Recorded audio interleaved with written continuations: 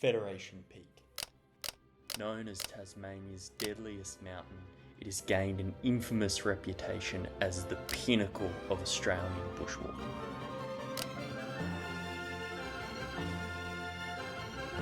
Both copped a bit of mud. Whoops.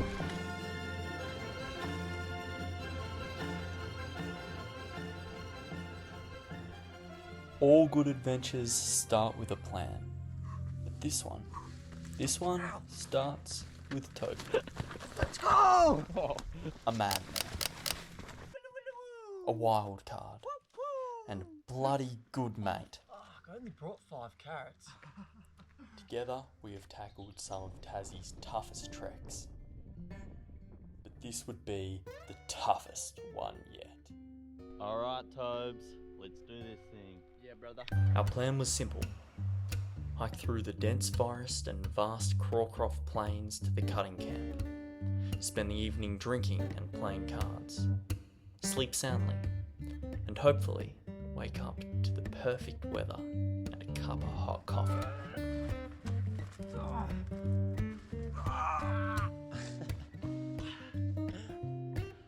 I recommend going above.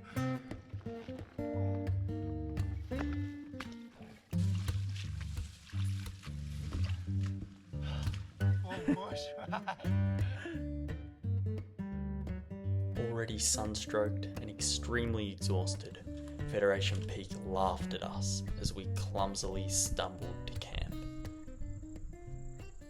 Shit just got real out here.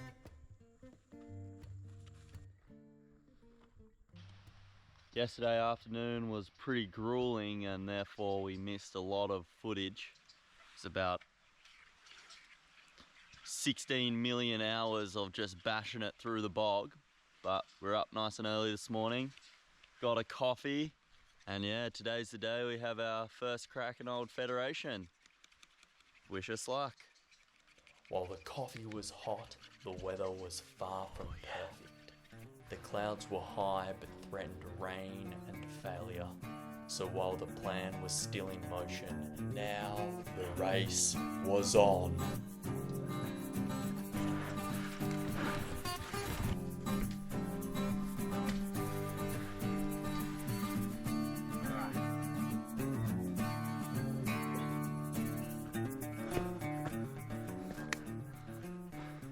There's a little route there. That's what I double matched on. That's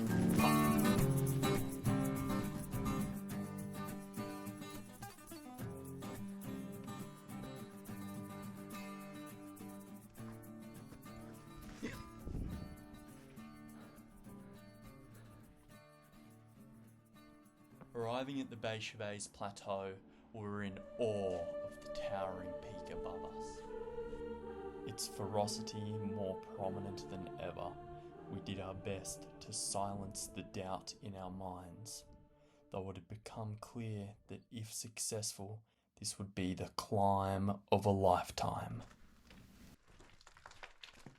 After following the track down a long and loose gully, we traversed to the base of the climb, where we were met by a clueless climber who suggested that the path we had originally chosen was impassable.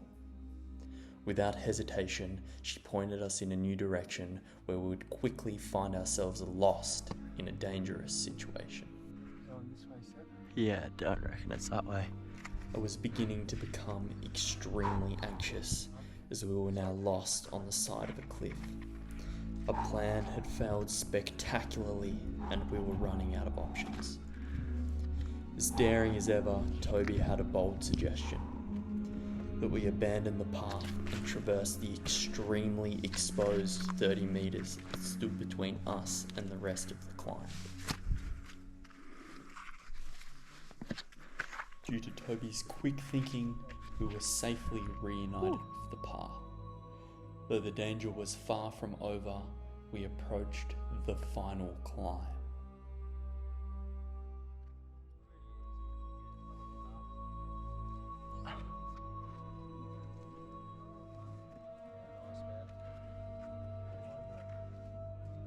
Yep, this is exposed but really nice. And before we even knew it had begun, it was over. Approaching the top of the world. Look at this. Compared to what we were doing.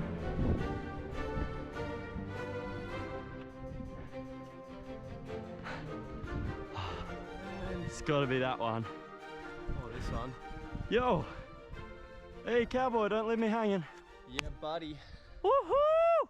Having reached the summit, we felt an intense moment of satisfaction, for our attention was quickly captivated by the curious team of 6 behind us. We've made it to the top, and there's an A team of 6, 3 dads, a 17-year-old, a 15-year-old, and the esteemed 14-year-old. Hi! Just got to the top of Feta, only 15. Hey! Killing it. And he's 14. He's 14. And he's 14. And we're about to 17. radio in, do the first radio waves off the top of Federation. Toby and I are totally doing the hard yards on setting it up and getting it done. Haribo is essential to the cause. So they've jimmied up this crazy looking radio tower. And they're about to show us how it's done. I'm activating Federation Peak in Tasmania's southwest. It's a 10-point summit and I'm activating it for the first time. This is VK7 Fox Alpha Delta Zulu, standing by for calls. First words ever spoken on radio off of Federation Peak. It only counts if someone comes back. If you talk to yourself, it doesn't count. With the rules clearly outlined, we laughed off the thought of radio silence as we sat in anxious anticipation for a response. The tension's so thick you could cut it with a knife. No one's responding. I'm calling, I'm getting no one. We're hanging in there. What? We're hanging in. CQ, VK7 Fox Alpha Delta Zulu, calling CQ Just Soda, like CQ that. Soda. 5 and 8 into Federation Peak. You're the magic 4th call, and I'm very happy. And there's a heap of people gathered around watching the activation. Thank you, Andy. It's great to get you in the logbook. Over. All good adventures start with a plan, but the most memorable adventures go wrong. And while we were once lost and in fear of our lives on the side of this mountain, we were now wearing big grins on top of it. Not only for our own accomplishments, but for the success and excitement of our fellow climbers and theirs. While technically more difficult on the way down, we were now filled with a newfound sense of confidence and community, despite the exuberant risks. And it is precisely in these moments that I find myself asking, why? Why am I here? What am I doing this for? And at first I thought it was because I loved to feel alive. And for years I created many complex monologues to justify this insane conclusion. But my truth is far simpler. You see, Toby is a great friend of mine, and I wouldn't miss a chance to spend 3 great days of suffering with him.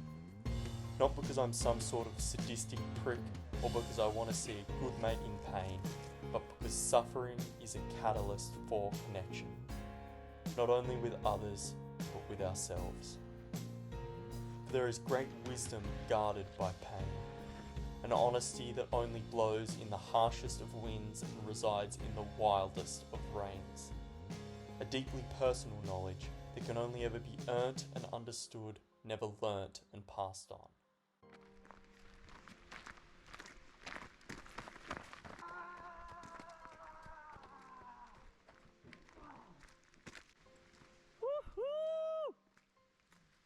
Yeah, Toby.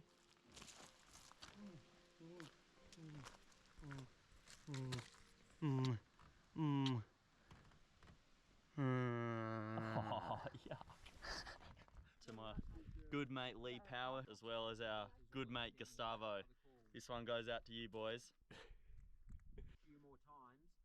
This is VK7 Fox Alpha Delta Zulu, calling CQ Soda. Let's go. The good stuff.